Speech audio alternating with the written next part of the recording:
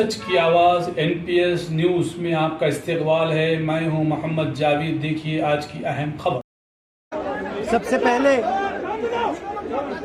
सबसे पहले मैं कर्नाटक की जनता को, कर्नाटक में कांग्रेस पार्टी के सब कार्यकर्ताओं को, सब नेताओं को और जो हमारे सब नेताओं ने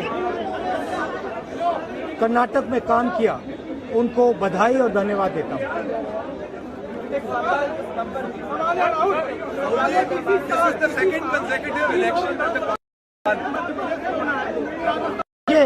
देखिए, कर्नाटक के चुनाव में एक तरफ क्रोनी कैपिटलिस्ट की ताकत थी, दूसरी तरफ गरीब जनता की शक्ति थी और शक्ति ने ताकत को हरा दिया।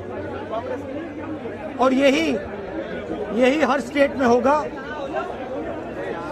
कांग्रेस पार्टी कर्नाटक में गरीबों के साथ खड़ी हुई, हम गरीबों के मुद्दों पर लड़े। और मुझे सबसे अच्छी बात यह लगी कि हमने नफरत से, गलत शब्दों से ये लड़ाई नहीं लड़ी।